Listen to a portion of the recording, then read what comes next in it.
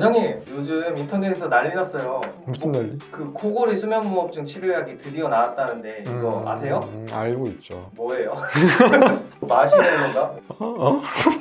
마시멜로가 아니라 마운자로라고 하는 거예요. 아, 맞다. 새로 그 약이 수면 무호흡에 대해서 치료 적응증으로 허가를 받았어요. 적응증이 뭔가요? 수면 무호흡증에 적응증이 있다는 뜻은 이 약이 그 병을 치료하는 데 효과가 있다는 것을 공식적으로 입증했다는 뜻이에요. 아, 그러면은 약 하나로 해결된다면 진짜 혁신이네요. 그런데 잠깐, 그렇게 단순하게 생각하면 큰일 나요. 허가가 났다고 해서 이 약 한 가지로 모든 치료가 가능하다는 뜻은 절대 아니에요. 기존의 대표적인 치료인 양압기라든지 수술은 여전히 필요해요.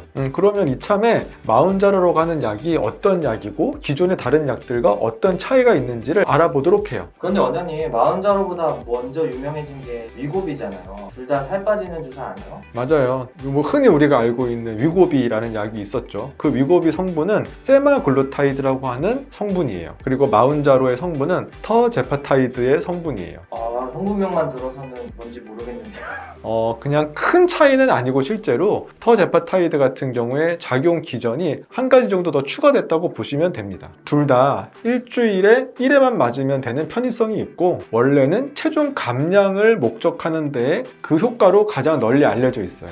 그래서 처음에는 다이어트 주사라고 알려져 있어서 주로 비만 클리닉 같은 데서 처방 많이 하는 걸로 여러분 모두 다 알고 계실 거예요. 하지만 놀랍게도 이 두 약은 수면 무호흡증 치료에 있어서 하늘과 땅만큼 결정적인 차이를 가지고 있어요. 아니, 똑같이 살은 빠지는데 왜 마흔자로만 수면무호흡증 치료에 허가받았죠? 그 비밀을 파헤치기 위해서는 먼저 수면 무호흡과 비만의 관계를 이해하셔야 돼요. 수면 무호흡증은 단순한 코골이 소리만 있는 게 아니라 잠자는 동안 기도가 막혀서 숨을 쉬지 못하면서 컥컥거리는 질환이에요. 이때 뇌가 내 몸이 위험하다, 산소 공급이 안 된다는 걸 감지하고 반복적으로 깨우기 때문에 수면의 질을 떨어뜨리게 되죠. 아, 그래서 아침에 피곤하고 머리도 띵했던 거군요. 정확해요. 게다가 비만까지 있으면 그 중증도는 더욱더 악화되죠. 기도 주변에 지방이 축적이 되면서 실질적으로 기도가 좁아지기도 하고 또 탄력도 떨어져서 무호흡을 더 가중시키게 돼요. 그래서 비만한 무호흡 환자에게는 체중을 감량하는 것이 치료의 가장 중요한 부분이 되기도 합니다. 그렇다면 살이 빠지면 무호흡증도 좋아질 수 있는 거잖아요. 그럼 위고비도 효과가 있어야 하는 것 아닌가요? 그게 바로 이 질문의 핵심이에요. 숨겨진 가장 큰 차이는 압도적인 임상 실험 결과의 차이에 있어요.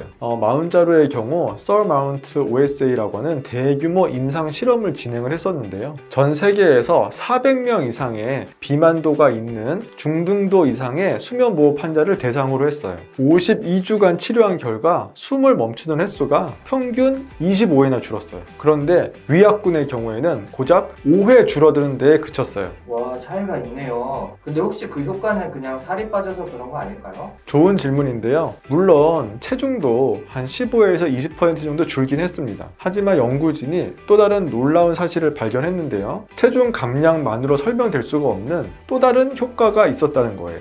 다시 말해서 마운자로는 단순히 살을 빼는 것을 넘어서서 수면 무호흡병 자체를 개선하는 효과가 입증된 거죠. 반대로 위고비는 충분히 임상 실험 결과가 아직은 뒷받침되고 있진 않아요. 바로 이 결정적인 데이터 차이 때문에 식약처가 마운자로에만 수면 무호흡증 치료에 적응증을 허가한 거예요. 그럼 마흔자로만 맞으면 살도 빼고 무호흡증도 마법처럼 다 사라질 것 같은데요. 사실 그렇게만 된다면 너무 좋았겠지만 현실은 그렇게 단순하진 않아요. 수면 무호흡증은 꼭 비만 때문에 발생하는 건 아니거든요. 예를 들면 턱이 작다든지 편도가 크다든지 하는 구조적인 이상도 충분한 원인이 되는 거예요. 그래서 내시경이라든지 수면 검사 등을 통해서 반드시 원인이 무엇인지를 밝혀내야 돼요. 검사 없이 무조건 약만 믿고 괜찮겠거니 하고 약만 맞는 것은 위험할 수 있어요. 또 한 가지 중요한 사실이 있어요.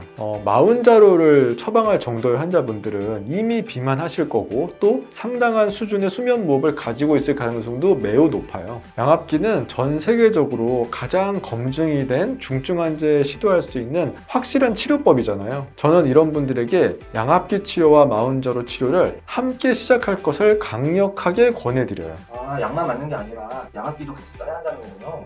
맞아요. 수면 무호흡증 치료법이잖아요. 마운자로가 수면 무호흡과 체중을 줄여줄 수 있는 장기적인 치료 옵션이라면 양압기는 밤마다 사용 즉시 수면 무호흡을 없앨 수 있는 가장 확실하고 단기적인 치료 방법이죠. 두 치료를 함께 병행을 했을 때 즉각적인 치료 효과도 있으면서 장기적인 치료 효과도 기대할 수 있습니다. 그래서 실제 임상에서는 둘을 병행하는 치료가 가장 합리적인 치료 방법이라고 생각하고 있어요. 많은 분들이 궁금해하는 건 비용, 바로 또 실비보험 이런 거 아닐까요? 원래 비만 치료 목적으로는 주사 치료제 이런 것들은 실비보험 적용을 받을 수 없어요. 하지만 수면 무호흡증 진단을 수면 다원 검사를 통해서 받고 수면 무호흡 치료제로 인정이 되는 경우에는 일부 환자들의 경우에는 실비보험 청구 가능성을 또 환급받을 가능성을 기대할 수 있어요. 하지만 보험사마다 약관도 다르고 심사 기준도 천차만별이기 때문에 아직은 무조건 된다고 말씀드리긴 어려워요. 원장님, 오늘 마운자로가 왜 이렇게 열풍인지 많은 것을 배운 것 같습니다. 마지막으로 시청자분들께 꼭 강조하고 싶은 말씀 있다면 부탁드립니다. 마운자로가 수면 무호흡증에 대한 치료 적응을 받은 건 정말 의사로서 굉장히 반가운 일이에요. 하지만 이 약 한 가지로 모든 치료가 가능하리라는 그런 마법의 치료제는 아니기 때문에 수면 다원 검사로 정확하게 진단 받으시고 양압기 치료를 적용하면서 필요할 때 마운자로를 병행하는 것, 이것이 가장 안전하고 효과적인 방법이라고 생각합니다. 저는 수면 전문 의사로서 마운자로를 단순한 다이어트 약으로만 보지 않으셨으면 좋겠습니다. 진짜 목표는 체중 감량도 하시면서 건강한 숨과 편안한 수면을 되찾으시는 거예요. 오늘 영상이 그 차이를 이해하시는 데 도움이 되셨기를 바랍니다. 모두 편안한 밤 되세요. 잘 자요.